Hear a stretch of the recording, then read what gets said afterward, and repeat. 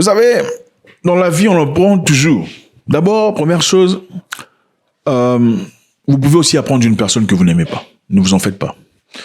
Ce n'est pas parce qu'une personne dit des choses pour lesquelles vous n'êtes pas tout à fait d'accord qu'il faut le haïr, le vilipender, l'insulter. En fait, il y a des gens qui insultent et moi, ça me fait rire. Ça peut être moi, ça peut être une très tierce personne, ça me fait rire parce que c'est preuve de très peu de sagesse. Il n'y a pas d'exclusivité en sagesse, mais il y a des gens qui en ont un peu plus que vous, même si vous ne les aimez pas. Je répète, il n'y a pas d'exclusivité en sagesse ou de monopole, mais il y en a qui en ont plus que vous et vous ne les aimez pas. Mais comprenez maintenant que la sagesse, c'est quoi? C'est savoir les écouter, même si vous ne les aimez pas, et fermer votre bouche. C'est ça la vie. Savoir regarder quelqu'un, apprécier de quoi il est composé, sans essentiellement essayer de le dénigrer parce qu'il a dit une phrase que vous n'avez pas aimée. Vous savez, il y a un monsieur que je suis sur Internet, c'est un raciste comme pas possible. Il n'aime pas les Noirs, même pas un peu. Mais si tu l'écoutes, tu te dis, c'est un anglophone. Je pense qu'il est british.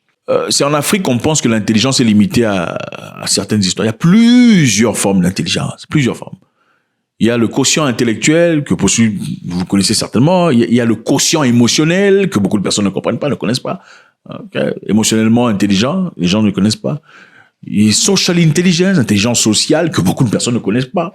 C'est aussi une forme d'intelligence. Il y a l'intelligence to see through bullshit, c'est-à-dire l'intelligence de voir à travers du n'importe quoi. Qu'est-ce qui se passe dans ce n'importe quoi? Essayer d'identifier sans avoir les données. C'est une autre forme d'intelligence que beaucoup de personnes n'ont pas. Vous avez peut-être votre département d'intelligence et beaucoup de lacunes ailleurs. Et l'ego des humains, c'est généralement, c'est la comparaison. La première chose qu'il faut tuer, c'est son ego en ce qui concerne l'intelligence. Faites l'ego dans tout, pas dans l'intelligence. Okay? Refusez qu'on vous traite d'une certaine façon, mais pas en intelligence. En ce qui concerne l'intelligence, la connaissance, c'est ça la vraie richesse, l'intelligence. Ceux qui ont de l'argent aujourd'hui, en tout cas mieux que vous, ce n'est pas parce qu'ils sont extraordinaires sur le plan spirituel, tout le bazar. Non, pas du tout. L'argent, c'est pas spirituel, hein, je suis désolé. Bon, il y a on va pas entrer dans ces histoires. Ceux qui possèdent ce que vous ne possédez pas, dans beaucoup de cas, pas dans tous les cas, c'est parce qu'ils connaissent quelque chose que vous ne connaissez pas. Et en connaissant quelque chose que vous ne connaissez pas, c'est peut-être parce qu'ils ont eu accès à cette histoire. Voilà pourquoi il est important, quand vous êtes assis dans un milieu, de ne jamais vous situer comme le modérateur. Jamais de la vie. Taisez-vous et écoutez les gens. Même ceux qui paraissent comme stupides et bêtes, ils ont des choses à vous dire.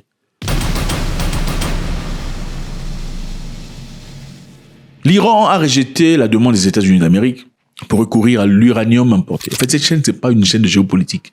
Ici, on développe l'intelligence. On se challenge mutuellement, dans le respect, évidemment. Tout ce qu'il y a comme événement qui nous permettra d'avancer, de nous développer, nous servira d'outillage nécessaire pour avancer. L'Iran a rejeté la demande des États-Unis de recourir à l'uranium importé. Okay? L'Iran refuse la demande des États-Unis de recourir à l'uranium importé pour ses business. Vous posez certainement la question, comment en sommes-nous arrivés là? C'est simple. L'Iran et les États-Unis sont actuellement en train de discuter, d'essayer de négocier pour trouver un accord. Un accord qui, dans les lignes principales, nécessite à ce que l'Iran arrête d'enrichir son uranium. Pourquoi? Parce que les Européens ne veulent pas, surtout les États-Unis et leurs amis là-bas, ne veulent pas que l'Iran acquiert ou enrichisse son uranium au point de développer une probable bombe atomique. C'est inacceptable pour eux. Et manifestement, l'Iran, en retour, voudrait avoir accès au marché global. L'Iran a été ostracisé depuis très longtemps. Voilà, quoi. Vous savez comment il fonctionne sur SWIFT. SWIFT, c'est l'interopérabilité des banques qui permettent à ce que vous envoyez de l'argent venant de Paris jusqu'à Bafoussam. C'est aussi ce qui vous permet d'envoyer de l'argent venant de Toulouse jusqu'à Cocody. Donc, s'il n'y avait pas SWIFT, vous n'aurez donc pas la capacité d'envoyer de l'argent de manière électronique. Il vous aurait fallu alors, dans ce cas, prendre un avion physiquement et emmener le cash à votre grande sœur qui vit dans les villages là-bas. Bref. L'Iran a été coupé de SWIFT depuis un temps, depuis l'arrivée de Trump en 2015. D'ailleurs, il faudrait rappeler qu'avant 2015, l'Iran avait trouvé un agrément avec Obama et les Européens. C'est-à-dire, ils ont eu un niveau bien limité de pourcentage d'uranium qui peut être enrichi. L'Iran a promis de ne pas faire des bêtises. Il y avait un système de contrôle. On venait contrôler l'Iran de temps en temps. On va avoir une leçon très importante ici. À l'arrivée de Trump, il a tout radié. Il a dit non, je ne veux pas de votre négociation, je n'accepte pas. Qu'est-ce que Trump voulait? Trump voulait, par-dessus le marché, n'est pas avoir une bombe atomique, que l'Iran n'ait pas de missiles balistiques, donc pas de missiles à longue distance et grande vitesse, que l'Iran ouvre ses portes pour des inspecteurs que eux choisiront. Des inspecteurs qui viendront voir ce qu'ils ont dans leurs réserves militaires. Vous voyez un peu, un, pas de missiles balistiques pour vous. Deux, l'enrichissement ne doit pas se faire, couper, programme nucléaire. Trois, il faut qu'il y ait des inspecteurs qui aillent chez vous pour voir. Maintenant, les Iraniens ont refusé d'accepter ça. Il y a une leçon ici qu'il faut comprendre. Dans la vie, quand vous venez négocier, il faut pas devenir inflexible. C'est-à-dire, quand vous négociez, il faut rester figé sur la négociation. Il n'est pas en faire une histoire d'ego. Quand vous dites aux Iraniens, vous n'aurez pas de missiles balistiques, vous n'aurez pas de missiles nucléaires, nous devons venir chez vous pour fouiller. Qu'est-ce qui se passe en ce moment-là? Il y a l'ego qui monte. Il y a un sentiment de dignité qui est révolté. Parce que là, pourquoi tu veux m'interdire? Moi, je ne viens pas chez toi pour te dire ce que tu peux avoir ou pas. Et là, ce n'est plus question de est-il fort ou pas. Ça devient une question de dignité. Il y a des gens qui ont gagné des guerres très fortes au nom de la dignité. Moi, je me souviens de mon combat contre Pat Berry. Ce n'était pas un combat de force, c'était un combat de dignité. Parce que sur le plan technique et tactique, le monsieur était plus avancé que moi. Je venais à peine de boxe anglaise, entrant dans le kickboxing. Mais le monsieur avait insulté l'Afrique, disant aucun Africain ne peut le frapper.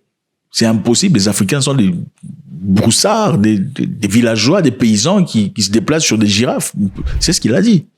Alors ça m'a révolté. J'ai fait une prière vers le Créateur. Je ne priais plus, mais j'avais prié ce jeune Dieu. Non, pas comme ça. Pourtant, j'étais parti initialement de l'objectif. Bon, le monsieur va me frapper 2-3 fois.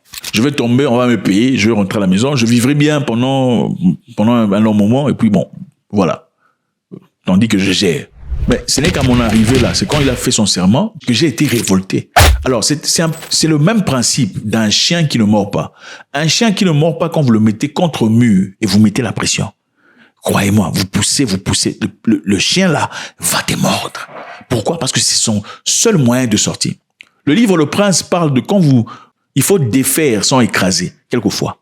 Quelquefois, il faut défaire sans écraser. C'est-à-dire, vous poussez quelqu'un dans les arguments, vous avez détruit ses arguments. Laissez-lui la voie de sortie, ok, pour sauver la face. Il faut pas essayer d'écraser. Quand vous voulez écraser quelqu'un, c'est là qu'il sort tout ce qu'il a, ok. Dans une histoire, on parle d'une histoire de guerre de longtemps, il y avait 150 soldats faisant face à 7 militaires. Ils étaient déjà broyés dans un coin. Mais ils ont voulu les écraser complètement. Ces militaires ont combattu avec tout ce qu'ils avaient parce qu'ils n'avaient plus rien à perdre. Et en faisant ça, ils ont fini les 100 militaires. Parce que dans leur cœur, ils savaient qu'il n'y avait plus rien à perdre. Dans ce contexte, les États-Unis avaient pour option de se forcer sur l'Iran. Que l'Iran réagisse favorablement aux demandes américaines, c'est-à-dire 1, pas de programme nucléaire, 2, pas de programme balistique, 3, contrôle forcé. You mean military action though if they don't agree? Oh, if necessary? Absolutely. Mais après avoir fait cela, les Iraniens se sont préparés, ils ont sorti leur radar qui détecte les avions furtifs, n'est-ce pas? Après avoir sorti ces radars-là, les Américains ont compris que si on pousse trop fort avec ces gens, nous ne savons pas au fait de quoi ils sont capables. Parce que si nous bombardons et que nous ne détruisons pas complètement, notre allié numéro 1, qui est quelque part dans le Moyen-Orient, sera la première victime. Secondo, nous ne savons pas de quoi ils sont capables. Les Iraniens, manifestement, jouent à un jeu où ils vous cachent ce qu'ils ont. Certaines personnes emploient le contraire, c'est-à-dire je vous montre mes capacités pour pas que vous veniez. Les Iraniens, eux, cachent de quoi ils sont capables. C'est là que récemment qu'ils ont montré au monde qu'ils étaient capables de détecter les avions américains. Dernière série, les Américains jugés indétectables. C'était un message fort, sans avoir tiré quoi que ce soit. Les Américains ont compris cela, ils ont levé la pression. L'Iran a insisté sur le fait qu'il devait être autorisé à disposer de sa propre capacité d'enrichissement d'uranium pour son programme civil, rejetant ainsi la demande américaine de Téhéran de prendre exclusivement du combustible nucléaire importé. C'est-à-dire, les Américains voulaient que les Iraniens, désormais, n'enrichissent pas leur uranium, mais importent l'uranium pour faire ce qu'ils ont à faire sur le plan commercial. L'uranium seulement pour l'objectif commercial. Pourquoi ils veulent faire ça, évidemment? Quand vous importez l'uranium, qu'est-ce qui se passe? En cas de difficulté, on peut carrément dire au pays, ne donnez plus d'uranium aux Iraniens, n'est-ce pas? Pour pas qu'ils développent une bombe nucléaire, au cas où vous ne vous conveniez pas. Les Iraniens ont dit non. Non, nous on veut notre uranium. Alors ils sont actuellement en train de tenter de parvenir à un accord. Marco Rubio, Le plan de Rubio est une tentative de compromis entre ceux qui, au sein de l'administration américaine, affirment que le seul moyen sûr d'empêcher l'Iran de se doter de la bombe nucléaire est de démanteler l'intégralité de son programme nucléaire, et ceux qui préconisent que l'Iran soit autorisé d'enrichir l'uranium à faible pureté sous réserve d'une inspection externe. Il y a l'autre Américain ici que vous voyez. Le conseiller américain de sécurité nationale, Mike Waltz, il avait affirmé que Téhéran devrait accepter le démantèlement complet de son programme nucléaire. Donc, on va démanteler ou bien on va en guerre.